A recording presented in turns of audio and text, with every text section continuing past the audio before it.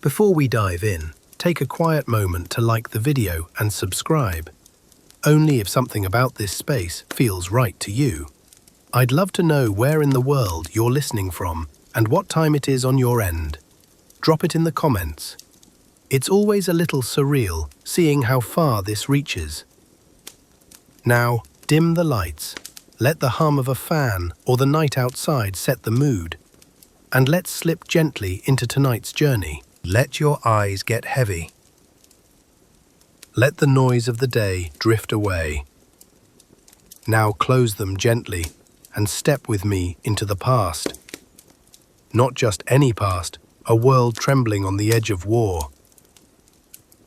A world where a whisper could change history and silence could be deadly. This is the story of the Manhattan Project, where science, secrecy, and silence combine to reshape the fate of humanity. Part 1. Before the Storm. It began with something quiet, a mind racing in the dark, the gentle scratch of a fountain pen. It was the summer of 1939. Europe was on the brink of war. The skies over Berlin had been growing darker, and the shadows of soldiers fell longer across the streets. A man named Leo Szilard, a physicist once fascinated by the building blocks of life, now felt a growing unease. Szilard had once imagined a world where nuclear energy could bring endless power, where peace would be fueled by discovery. But now he had a fear, a deep, quiet fear, that someone else might get there first. That someone, far across the ocean, might find that same spark of energy and turn it into fire. The Germans. They had brilliant scientists, some of the best in the world. And in late 1938, something astonishing had happened in Berlin. Two chemists, Otto Hahn and Fritz Strassmann, had split the uranium atom. Not figuratively, literally. They had fired a neutron into a uranium nucleus, and it had broken apart. This was fission, and it was no ordinary discovery. Because when a nucleus splits, it releases not only energy, but more neutrons. Those neutrons could, in turn, split more atoms, and those could split others. Over and over, faster and faster. A chain reaction, a runaway train made of pure energy. Szilard had known this was possible. He had even filed a patent for a nuclear chain reaction years earlier. But now, the theoretical had become real. And in the hands of a nation like Nazi Germany, it was terrifying. So Szilard wrote a letter. Not just any letter. He needed the signature of someone with weight, someone who would be heard, and there was only one name that would echo across oceans. Albert Einstein. Einstein was living quietly in New Jersey at the time, far from the laboratories of Europe. He had fled the rising tide of fascism. He spent his days thinking, reading, trying to stay out of politics. But when Szilard approached him with the news, Einstein understood. And so, with a heavy heart, Einstein signed. The letter was addressed to President Franklin D. Roosevelt. It warned that Germany might be working on a bomb, a new kind of bomb using uranium that could be far more powerful than anything the world had ever known.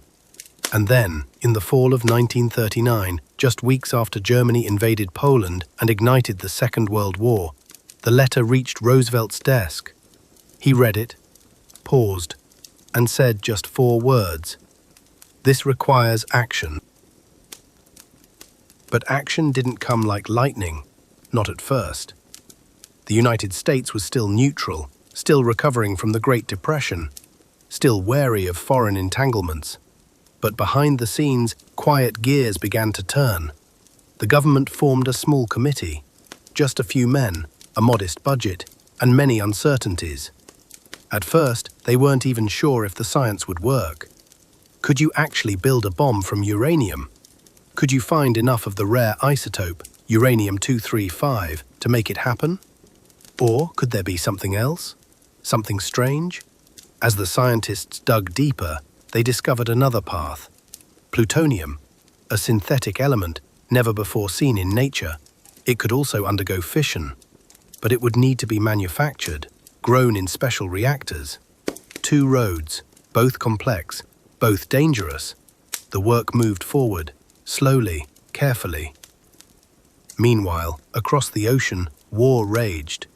Germany swallowed countries whole, Britain stood alone, and by 1941, the entire world trembled.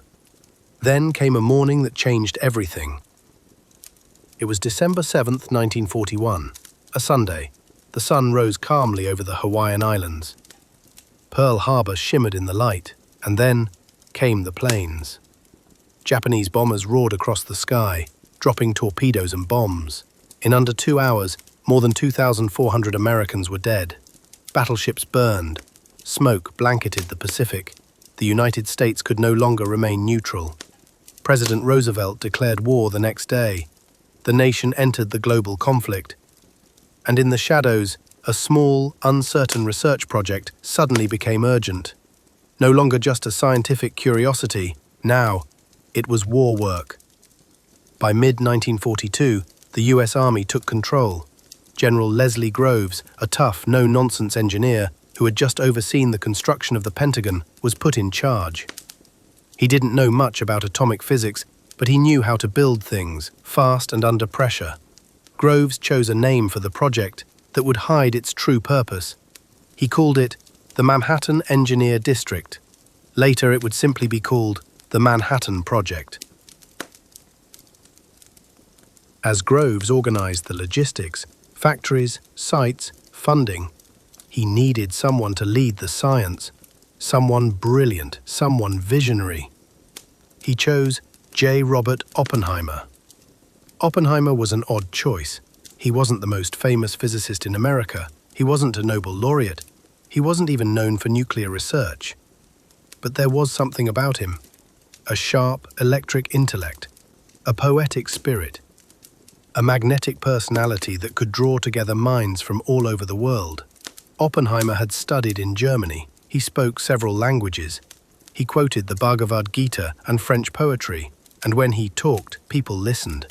He was also quietly tormented, a man of deep feeling, sometimes dark, always intense. But Groves saw something in him, and so he handed him the most secret, most dangerous scientific mission in human history. Oppenheimer accepted, and chose a place to build his laboratory. High in the mountains of northern New Mexico, among mesas, canyons, and the whispering wind, he had found a remote boys' school called Los Alamos. There, he said, they would build a city of thought, a city of shadows. And so it began. Word spread among the scientific community, quietly, carefully. Something big was happening. The best physicists, chemists, and mathematicians from across the country were approached. Many said yes, even if they didn't know exactly what they were agreeing to. They arrived at Los Alamos in convoys, often with families in tow. The site was remote, fenced in, protected by guards. There were no phones that could make outside calls. Mail was censored, identities were hidden. But behind the fences, ideas flowed like rivers. Feynman, Bather, Teller, Bohr, Serber, Segre. Dozens of names that would one day fill textbooks and legends. They worked around the clock. They argued. They calculated. They tested theories in chalk and fire. And slowly, the shape of the bomb began to emerge. But to make it real, they needed materials. Not just theory. They needed uranium and plutonium, and for that, 3 other secret cities would rise. Part 2. Los Alamos, the secret city. The year was 1943. A cold wind swept through the mountains of northern New Mexico. Nestled in a remote mesa, accessible only by a single dirt road, a town began to rise where there had been nothing before, not marked on any map, not spoken of outside secret circles. Its name was Los Alamos, but for many, it was just the hill. General Leslie Groves, with his ever-present glare and unyielding vision, had chosen this site carefully. Hidden by geography, protected by secrecy, and surrounded by wilderness, it was ideal for the kind of work that could change the course of the war. or destroy everything. To build a weapon of unimaginable power, Groves needed brilliant minds, and he got them. First was J. Robert Oppenheimer, the brilliant, eccentric theoretical physicist who had fallen in love with the New Mexico desert as a young man. He was an odd choice, slender, scholarly, a lover of poetry and philosophy, but he had a sharp mind and sharper ambition. He became the scientific director of the Manhattan Project, overseeing a team of scientists, engineers, and technicians who had been plucked from the most prestigious universities in the world and dropped into isolation. There were no addresses in Los Alamos. Letters to loved ones were marked simply P.O. Box 1663, Santa Fe, New Mexico. Inside the fence, the town was alive with construction and calculations, laboratories and barracks, chalkboards and barbed wire. The air buzzed with equations and sawdust, with whispered names like plutonium and critical mass. Scientists walked dusty paths under pine trees, murmuring about fission and chain reactions. Families arrived too, wives and children, though no one knew exactly what their husbands were working on. The community was strange, brilliant and a little surreal. Children rode bikes past machine shops. Nobel laureates stood in cafeteria lines with lab assistants. Everyone wore the same drab clothes. Everyone kept secrets. Oppenheimer's vision was both beautiful and terrifying. He had to lead theoretical physicists, chemists, metallurgists, explosives experts, all while managing egos, doubt, and pressure from Washington. Under him worked scientists like youthful, irreverent, and brilliant with a slide rule. Darius Bohr, the Danish physicist who had fled Europe under Nazi pressure. Combating Fermi, the quiet Italian genius who was responsible for much of the atomic energy. The race against time was not without danger. As Oppenheimer was working on the Manhattan Project, there was a risk that Germany would develop its own atomic bomb before the US could. If Germany got the bomb first, the war could be won before the US could even be declared a participant. The bomb had a few flaws. The design was weak and unstable, and the first atomic bomb was never able to be used in combat. It took 8 years of work and 8 years of planning for the Manhattan Project. It was one of the great engineering feats of the 20th century. The project was run by an army of scientists under the guidance of General Leslie Groves, the highest-ranking American military officer of the day. Groves, along with the heads of every military branch and a few scientists from other fields, like metallurgy, who had built the first nuclear reactor in a squash court under the University of Chicago. They were chasing something few truly understood, a critical mass of uranium or plutonium that, if assembled correctly, would create a chain reaction, an explosion orders of magnitude beyond any known weapon. But the science was uncertain. The theory was sound, but the materials were rare and the consequences unknowable. They were entering a domain where physics met philosophy and perhaps madness. The bombs take shape. There were two designs, one Yasser, little boy, a gun-type bomb that would fire a chunk of uranium-235 into another to create a chain reaction. Simple in concept, complex in execution. 2. Fat Man, an implosion-type bomb using plutonium. Far more challenging. It required precisely timed explosive lenses to compress the core symmetrically. Every gram of fissile material came at enormous effort, enormous cost. Entire facilities in Oak Ridge, Tennessee, and Hanford, Washington, were built just to enrich uranium or produce plutonium. At Los Alamos, the final pieces were coming together, but still, no one knew for certain if the bomb would work. So, a test was planned. Part 3. Trinity, the first light. It was the summer of 1945. The war in Europe was over. Hitler was dead. The Allies had declared victory. But across the Pacific, the fight still raged. Japan refused to surrender. Cities were bombed daily. American troops were bracing for an invasion that could cost millions of lives. And in the New Mexico desert, something else was about to happen. Something that might end the war in a single moment, or change the world forever. The gadget.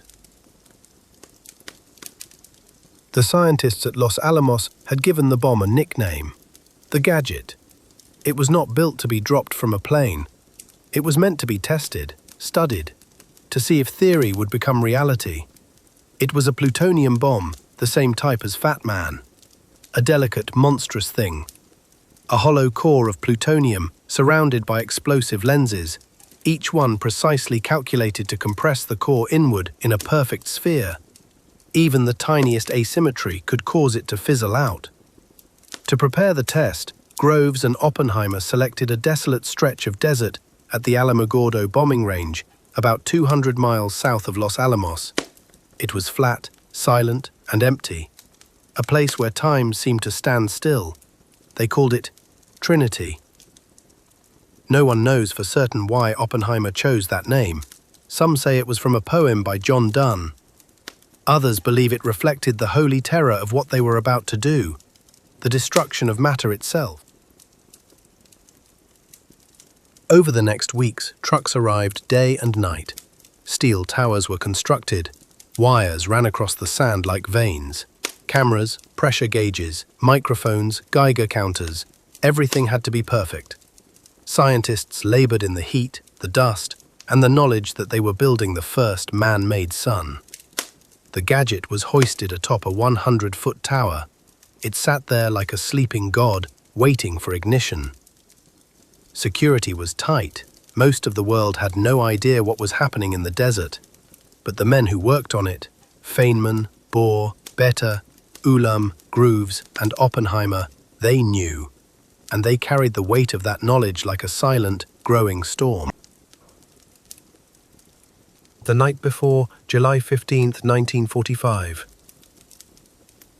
The wind howled across the Jornada del Muerto, the journey of the Dead Man Desert. Thunderclouds loomed. Rain threatened to ruin the test. In bunkers and observation posts miles away, scientists and soldiers waited. Some took bets on whether the bomb would ignite the atmosphere. Others drank coffee and read poetry. Some couldn't sleep at all. Oppenheimer paced, restless. His face was gaunt, his eyes hollow. He muttered lines from the Bhagavad Gita under his breath. Now I am become death, the destroyer of worlds. At 5:10 a.m., the countdown began. 0-30 seconds. The air held its breath.